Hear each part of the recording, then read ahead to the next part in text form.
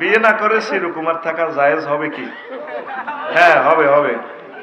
বিয়ে যদি যৌনত্ব যেন ঠিক রাখতে না পারেন তাহলে বিয়ে করা ফরজ, যদি জানা করেন। আর যদি যৌবনত্ব আছে কিন্তু আমরা হইসা করি নাই, ধৈর্য ধরতে হইবে, এমত অবস্থা বিয়ে আপনার জন্য ফরজ নয়। স্বাভাবিকভাবে বিয়ে করা সুন্নত। কেমন? যৌবনত্ব আছে, মাল আছে, তাইলে আপনি বিয়ে করা সুন্নত। আর ধরেন যৌবনত্ব আছে, মালও আছে, আরো তিন গিয়া মহিলা বিধবা, এভাবে না হুনাই সিস্টেম করি এগুলোর বিয়ে করে উপকার করে দিবেন আর কি, এটা মোস্তাহাব। তবে গরম কবাকবি লাগলে কর্তৃপক্ষ দায়ী নয়। এই বাংলার জমিনে যারাই বিয়ে করছে শান্তি পায় না, দুই নূরের তলে হড়ি শেষ, এতের বাল ফিস শাস্তি কারক যারা করছে বিয়ে নিল।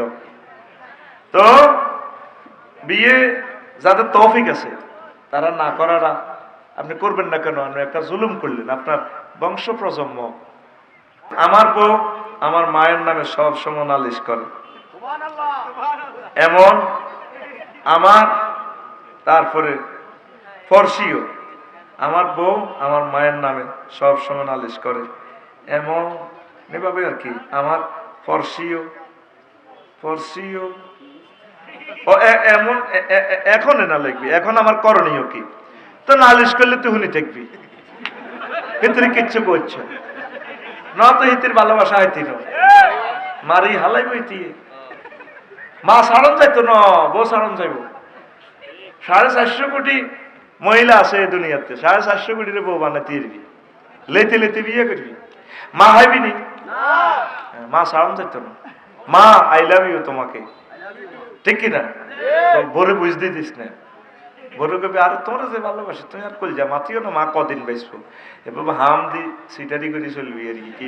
বান্দাদের দিকে তাকাস না, তুই মালউন ইন্নাকা মালউন মালউন মাফিহা, আখিরাতের দিকে অগ্রসর হও, নামাজের দিকে আসে, একামতের দিনের কাজ করে, ছেলে মেয়েকে পরিণত বয়সে বিয়ে করা, মানুষের অকল্যাণ করিয়েন না।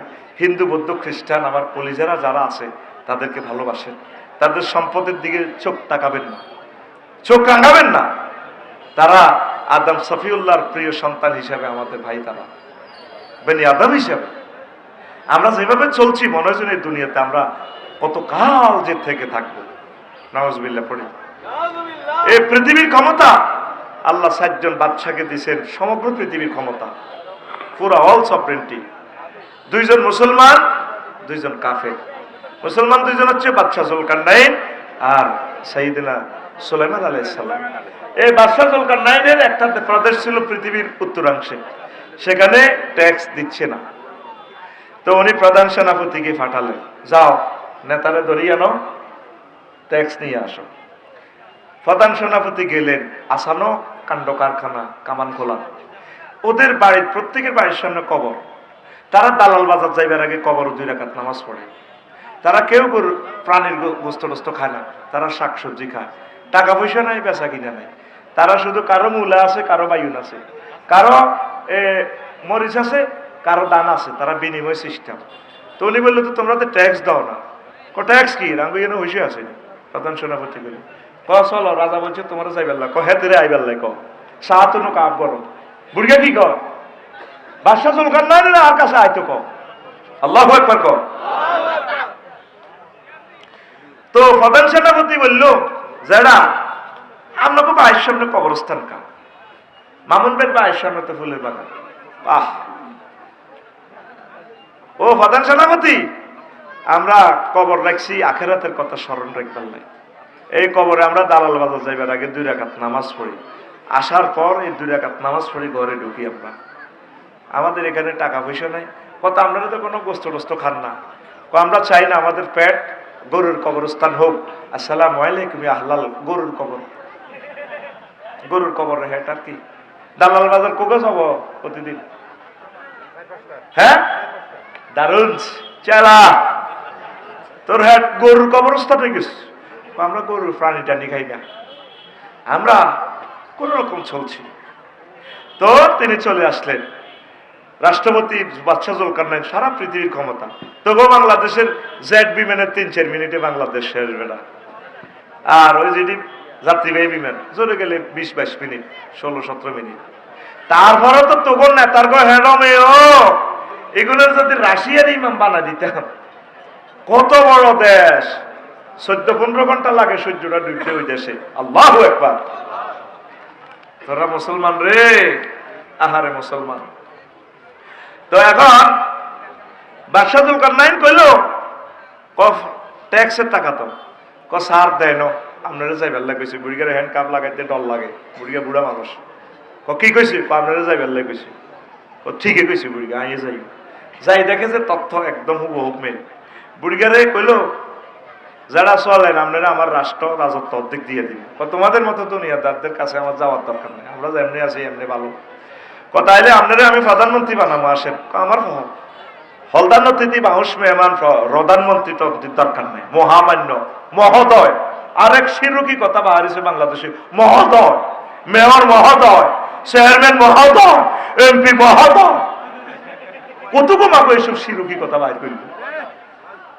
সম্মানিত আমাদের এমপি, সম্মানিত আমাদের মন্ত্রী, সম্মানিত রাষ্ট্রপতি, এর দূর কইতে কইতে মানে আল্লাহ পর্যন্ত, তাআলা পর্যন্ত লই যায়। কথা ঠিক না? এসব কথাগুলো ডিলিট করো। এই কথাগুলো মালবীরা আবিষ্কার করছে, এটি আগে শুনিনো। এত বাংলা পড়ছি, মহোদয় মহোদয়, হান সাবাই মহোদয়, হ্যাঁ, বিনম্র সালাম। মা গো মা, বাংলা রে। নজরুলের ভাইলে গ্যারেজও ঢুকে বাংলাটা ঠিক করে এলে। নজরুল তুমি আবার আসো বাংলাদেশে, আল্লাহ একটা নজরুল দাও কবি মহিব খানের মতো। আসো। এরবারে বলল যারা আমার কিছু ওয়াজ করেন, কে কয়? বাদশাহ যুলকারনাইন। কে কয়? বাদশাহ যুলকারনাইন। আচ্ছা তাইলে বইয়েন, আমরা তো সারা দুনিয়ার বাদশাহ, বইয়েন বইয়েন। বুড়িগা বইয়া এই বাদশাহ যুলকারনাইন রে লাডি বাদ্দি ঘরের পিছে যাই, এত বড় মাথার খুলি একটা আনছে, আনির টেবিলে রাখছে। বাদশাহ যুলকারনাইনের পাশে লাডি বাদ্দি কারায় কয়, বাতিজা তুই তো সারা ওয়ার্ল্ডের রাজা, 74 সালের রাজা। হ্যাঁ, আরে এটা কিটা? ওইটা মানুষের মাথার খুলি। চুপ, মানুষ বলো। এটা তোমার আগের আগের আগের আগের রাজার, ওই 74 সালে মরছে দে এই সমস্ত রাজার মাথার খুলি। শহীদ বুদ্ধিজীবী গোরস্থান, অমুক গোরস্থান তো আনছি, হেরা হেরা মাথা এটা কষাটা বাদ যায়। চুপ, যাইবা বুঝো। আবার বুড়িগা লাডি বাদ দি যাই, আরো 2টা আনছি খুলি, এত বড়। কত বড়? আর খোলসা তোরে টেকনিক করিয়ে যাতে তোর ঘুম নয়। কত বড়? আনি এমনি থুইছে, আর মতো হাতের দে থুইছে, থো একটু এ কর, তাহলে ঘুম চলে যাব।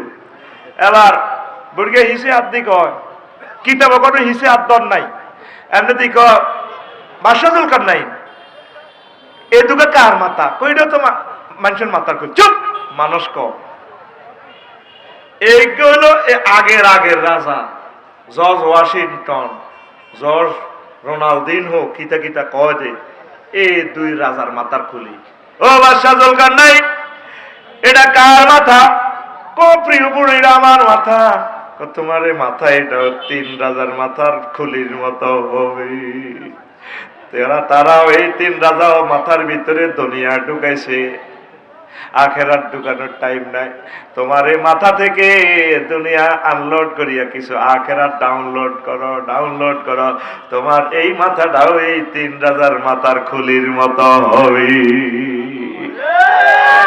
যুবক, বুড়োরা, আম্মাজিরা, শ্রদ্ধেয় নেতারা, শ্রদ্ধেয় প্রশাসকেরা, ডিসিএসপি, সচিব, কলিজার ভাইয়েরা, এই মাথাতে যে এত কষ্ট করতেছে, অফিসে সময় দিতে দিতে সময় পাচ্ছেন না, রবের 2-4 মিনিট দেন না, রবের সাথে একটু সংযোগ স্থাপন করেন না। ছেলেবেলের জন্য ফ্ল্যাট বাড়ি দিয়ে যাবে, ওরা আপনাকে স্মরণও করবে না, মিস করবে না।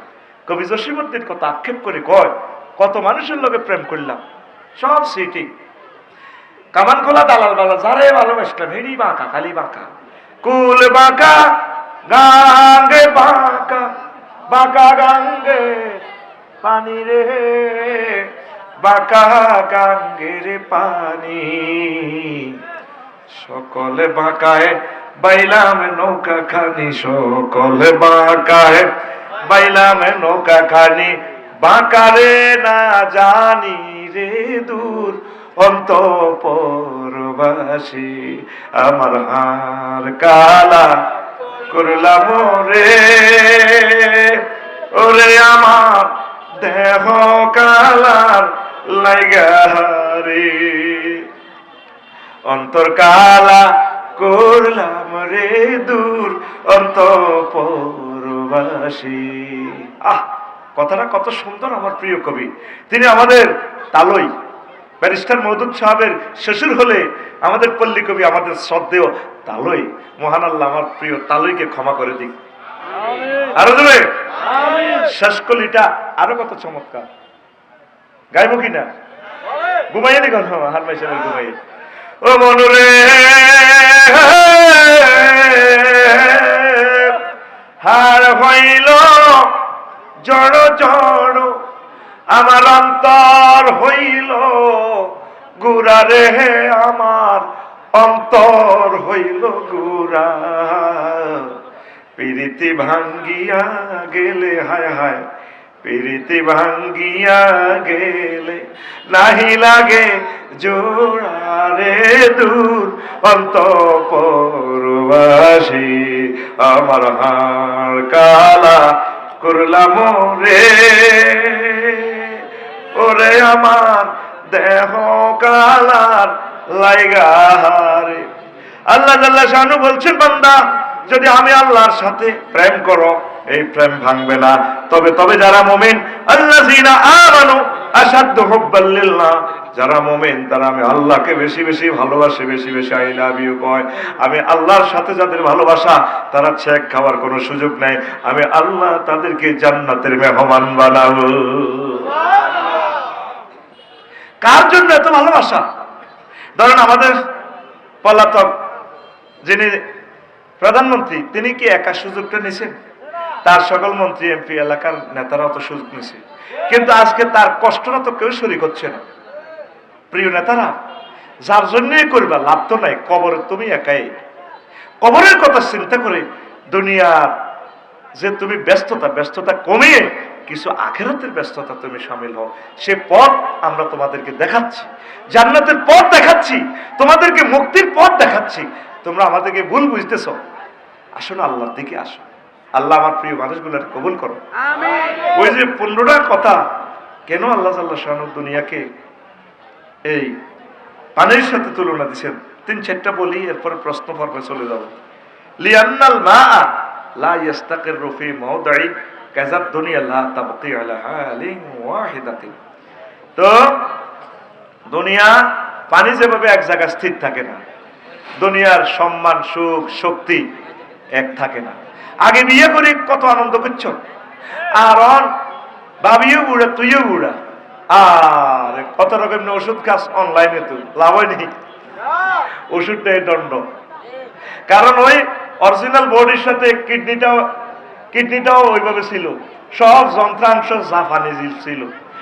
যত মেডিসিনে খাইবি ডাক্তার জাহাঙ্গীর স্যারের, যতই খাস বেল নেয় কি নাই, বেল নাই রে ভাতিজা, বেল থাকতে ন। এই পানি যেভাবে এক জায়গায় স্থির থাকে না, বেশি হলেও করা যাবে বই, আবার এভাবে রাখলে হয় জলীয় বাষ্পের মাধ্যমে চলে যাবে বা মাড়িয়ে চষিয়ে লাগবে। এই জন্য দুনিয়াকে আল্লাহ, দুনিয়ার হায়াতকে আল্লাহ পানির সাথে তুলনা দিছে। 2 লিআন্নাল মাআ ইয়াযহাবু ওয়া লা ইয়াবকি ফাকাযালিকা দুনিয়া তাবকি ওয়া লা তাবনি। পানি জিয়ানে রাও থাকতো না, মাটি ধরলো এতে গলি যাবে বই।